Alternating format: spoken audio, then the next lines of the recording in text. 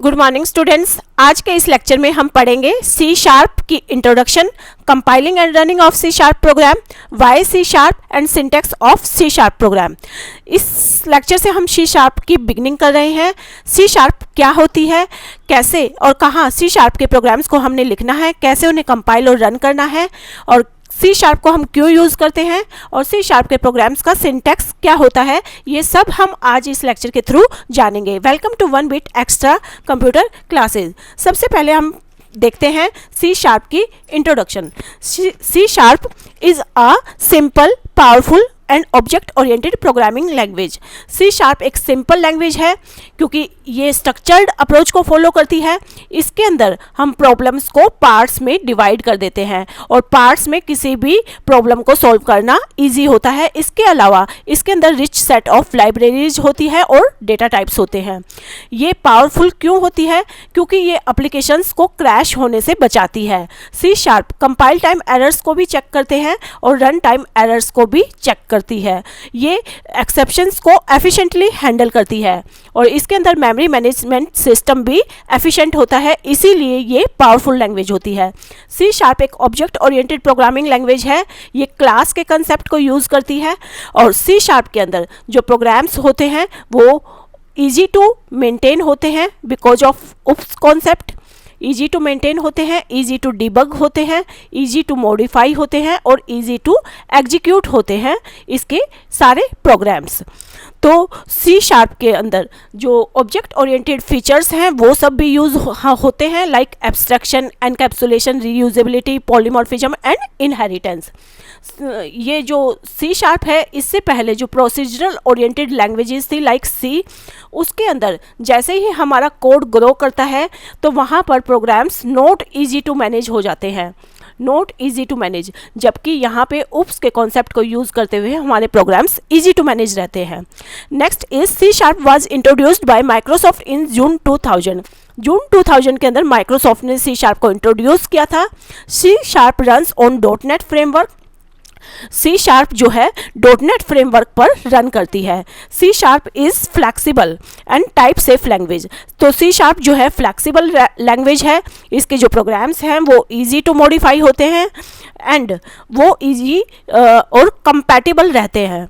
सी sharp के programmes जो होते हैं वो कंपैटिबल होते हैं ऑल डॉटनेट लैंग्वेजेस के लिए और ऑल डॉटनेट प्लेटफॉर्म्स के लिए, सभी डॉटनेट प्लेटफॉर्म्स के लिए और सभी लैंग्वेजेस के लिए सी शार्प के प्रोग्राम्स फ्लैक्सिबल रहते हैं, कंपैटिबल रहते हैं। उसके अलावा C sharp type safe language है। टाइप सेफ का मतलब ये डेटा टाइप जो होती है इसके अंदर वो बिल्कुल सेफ रहती है। इससे पहले की जो और लैंग्वेजेस थी प्रोसीजरल ओरिएंटेड लैंग्वेज, उसके अंदर अगर हम इंटीजर डेटा टाइप को स्ट्रिंग वैल्यू अगर असाइन करें तो वहाँ पर कोई भी एरर नहीं आती है, वहाँ पे नो एरर रहता है, तो वो टाइप अनसेफ लैंग्वेजेस है। जबकि यहाँ सी शार्प के अंदर एरर्स आ जाएंगी और इसीलिए ये टाइप सेफ लैंग्वेज रहती है। इट मीन्स डेटा टाइप का जो प्री डिफाइंड बिहेवियर होता है उसी के अकॉर्डिंग हम इसको वैल्यूज असाइन कर सकते हैं, यानी अगर इंटीजर डेटा टाइप है तो उसको इंटीजर वैल्यू ही हमने असाइन करनी है सी शार्प के अंदर। C hash pronounced as C sharp, इसको प्रोनाउंस किया जाता है सी हैश को सी शार्प से। Next is C sharp language is developed by Anders Hejlsberg from Microsoft in 2000 के अंदर माइक्रोसॉफ्ट के एंडर्स हेजलबर्ग ने सी शार्प को डेवलप किया है। C sharp language is commonly use for game development. Game development के लिए सी शार्प को कॉमनली यूज़ किया जाता है एंड जो हमारे आजकल के मॉडर्न गेम्स हैं बहुत ज़्यादा वो सी शार्प के अंदर ही डेवलप हो रहे हैं। C sharp language was created to develop the software in dot net framework of Microsoft. Microsoft के को जब डॉटनेट फ्रेमवर्क उन्होंने बनाया तो उनको एक सॉफ्टवेयर डेवलप करना था डॉटनेट फ्रेमवर्क के अंदर, तो सबसे पहले सॉफ्टवेयर को डेवलप करने के लिए सी शार्प लैंग्वेज को ही क्रिएट किया गया था। First version of C sharp was C sharp 1.0 released with Visual Studio .NET 2002। इसका जो फर्स्ट वर्जन था वो सी शार्प 1.0 था जो कि विजुअल स्टूडियो .NET 2002 के साथ रिलीज़ हुआ था।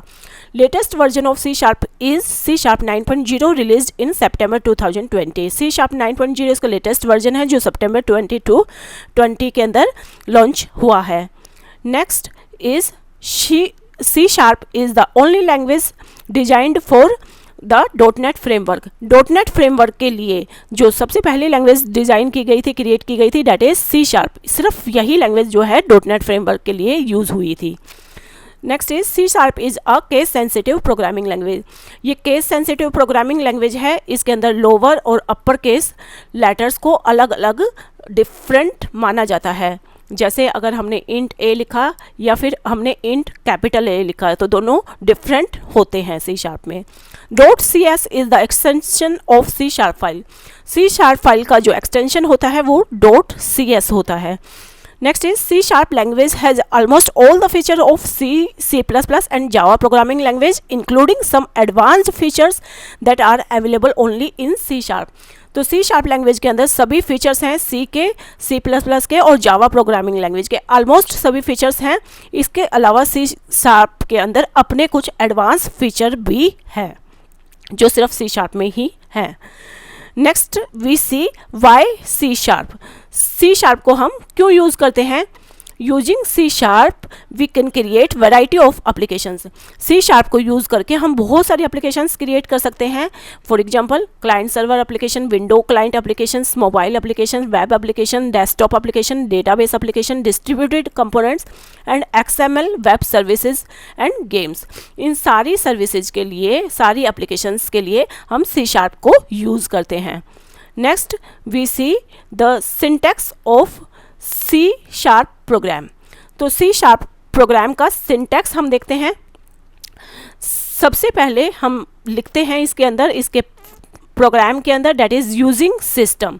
अब यूजिंग इंक्लूड करने के लिए ये एक कीवर्ड है जिससे हम इंक्लूड कर रहे हैं सिस्टम नेम स्पेस को।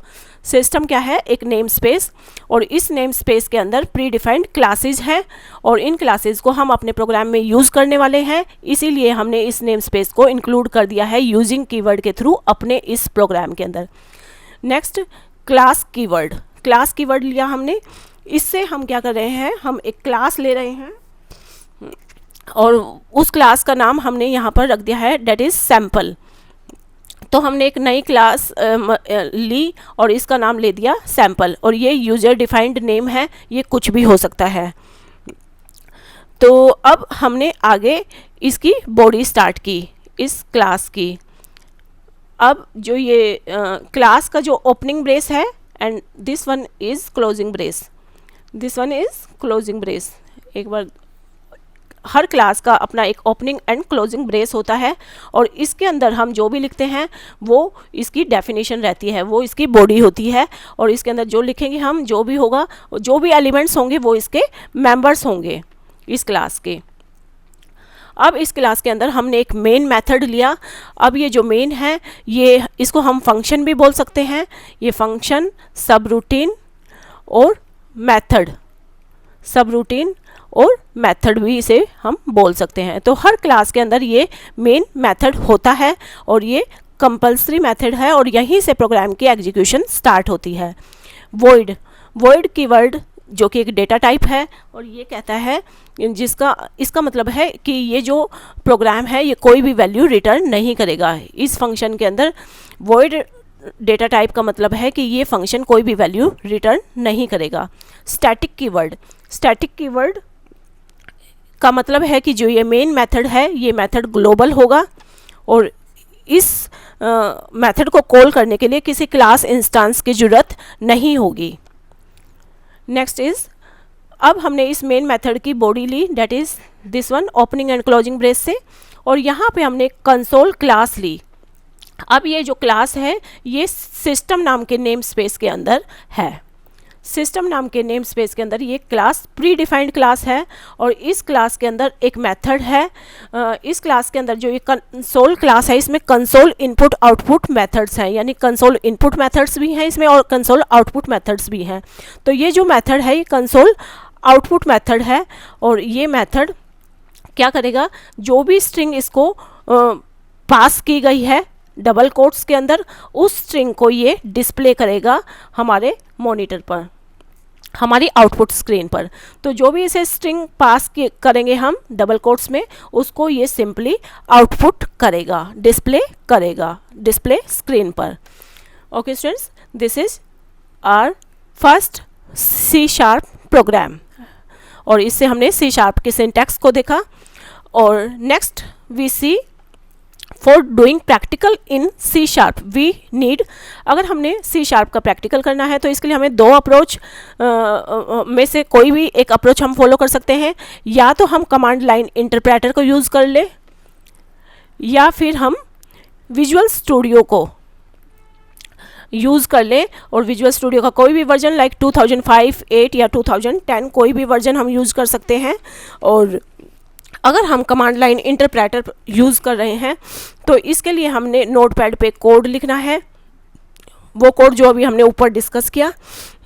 हम प्रोग्राम को टाइप करेंगे, उस प्रोग्राम को हम .cs एक्सटेंशन, जैसे कि हमारा प्रोग्राम जो सैम्पल नेम से था, sample.cs करके हम उस प्रोग्राम को सेव कर लेंगे पहले, और फिर हम उस प्रोग्राम को कंपाइल करेंगे CSC कंपाइलर यूज़ करके, सी शार्प कंपाइलर को यूज़ करेंगे, और sample.cs लिख करके इस प्रोग्राम को हम जो है फिर कंपाइल करेंगे।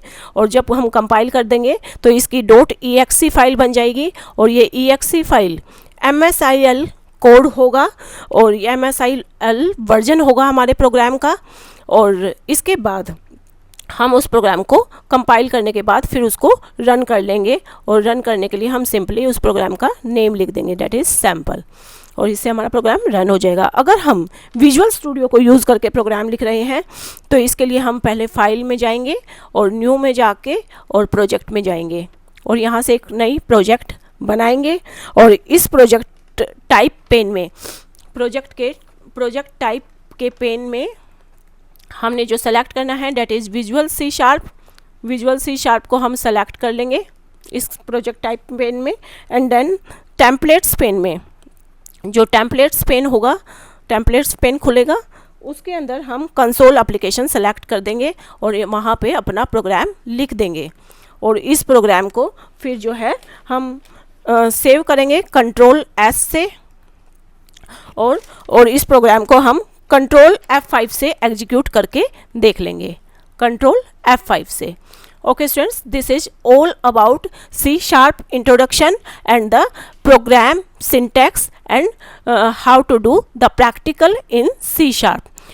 अगर स्टूडेंट्स, अगर आपको ये लेक्चर इजी करके अच्छे से समझ आ गया है तो मुझे लगेगा कि मेरे एफर्ट्स सफल हुए। आप इस वीडियो को लाइक करके मुझे अपना फीडबैक बता दें, ताकि मैं आपके लिए अगले लेक्चर्स भी इजी करके ला पाऊँ। इससे मुझे मोटिवेशन मिलेगा। आप इस लेक्चर को लाइक कर दें, शेयर कर दें अपने फ्रेंड्स में, और इसलिए इस चैनल को सब्सक्राइब कर दें ताकि मुझसे जुड़कर आप इजीली अपने फील्ड के मास्टर हो जाएं। Okay students, thanks for supporting and thanks for watching. Have a nice day.